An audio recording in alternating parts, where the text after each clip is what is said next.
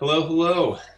Hello, hello. Another week discussing movies, and I think this week's edition is going to be something of a head scratcher for both of us.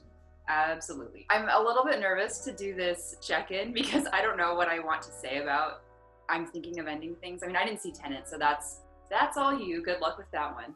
Yeah, and a lot of people have seen that. I was fortunate enough to be able to drive down to San Diego this last weekend with my buddy Nelson Tracy. Shout out, Mr. Trace. But before we begin, just want to remind everyone that you should follow us on all of our socials, Instagram, Twitter, Facebook, all that good stuff. Also sign up for the Cinemacy Slate. It's our email newsletter, goes out every Friday. Yes, and if you are watching this on YouTube, make sure you subscribe somewhere around here. All right, let's dive in. You also saw I'm Thinking of Ending Things, and I'm wondering what your thoughts are, where to begin with Charlie Kaufman. Yeah, what was it about? What did I take away from it? Good question.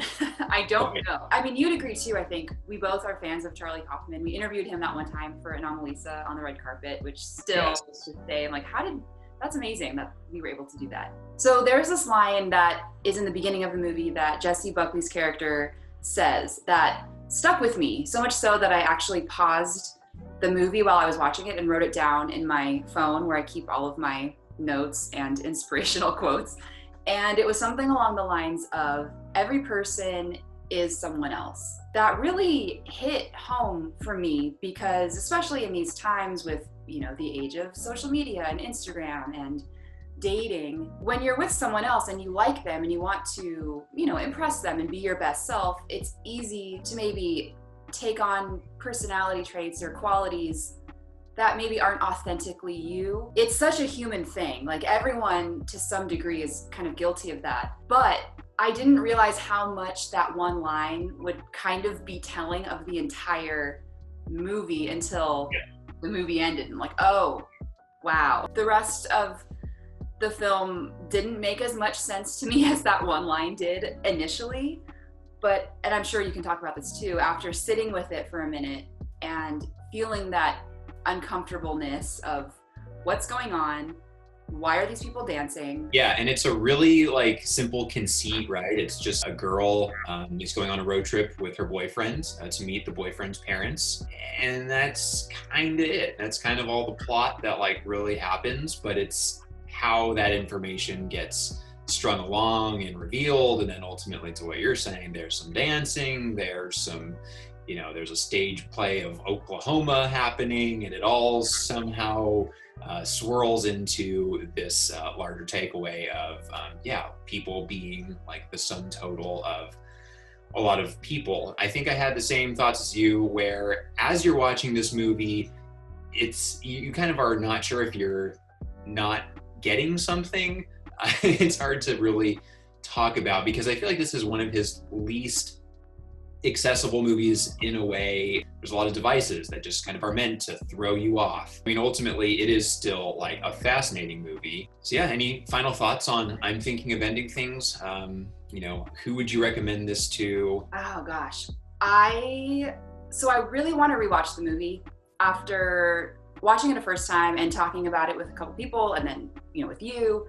I think there are things that I missed the first time, but that's also sort of intentional with a Kaufman movie. He doesn't spell anything out. It's more fun to maybe watch a second or third time because of things that you can pick up along the way in multiple viewings. So I do need to watch it again. So I'd recommend this film to myself to watch again.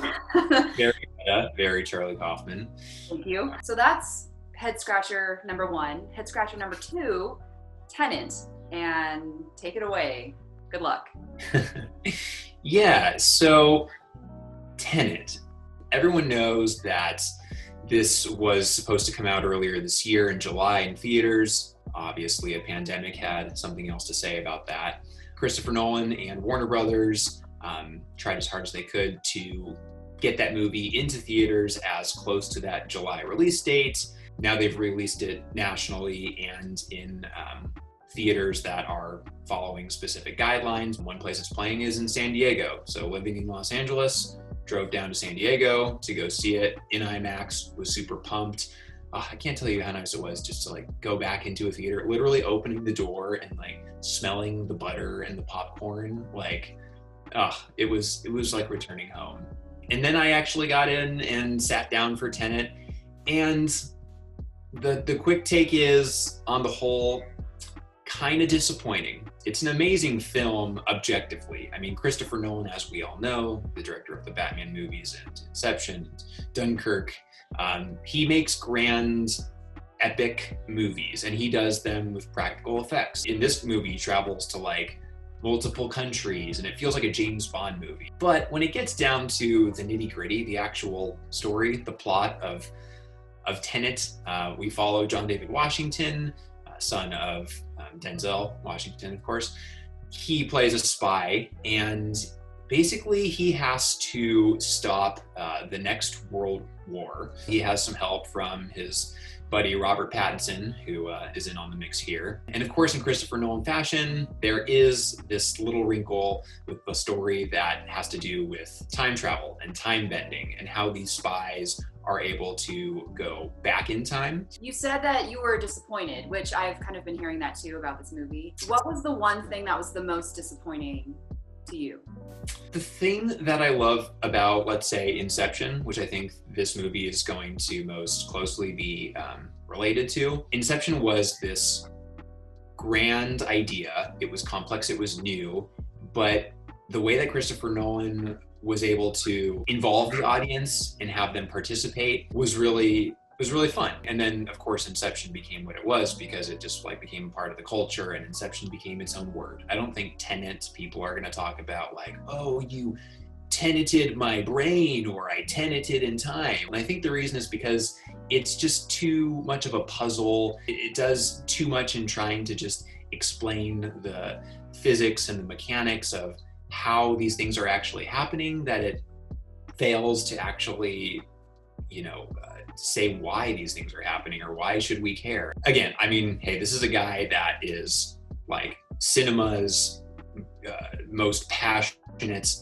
defender, shooting on film, going to the movies, theaters. I mean, those things are like actually in trouble. Christopher Nolan might have the most weight to carry in terms of like getting audiences into a theater. I don't think this movie's going to save the movie industry, but like, let's still support Christopher Nolan, because if we don't, we're not even going to have this opportunity to talk about theaters. Kind of in the same way with the Charlie Kaufman movie, it's interesting how you can have directors that kind of follow the same philosophy of, we're going to make this not an easy watch. You're going to have to sit with us and be patient and trust us, but guaranteed like you will get something out of this. It's just interesting when that works in one film and when it doesn't in another. Absolutely. Well said, 100%. All right, so some pretty big titles that have come out that we've talked about. Summer's over, we're in fall now, and hopefully fall brings even more movies. Hopefully it brings even better news on the whole. So hopefully those two things can just like happen at the same time. That'd be great. That'd be nice, yeah. Cool. All right, this was fun. Thank you, and see you next week. Cool. See you later. Bye. Peace.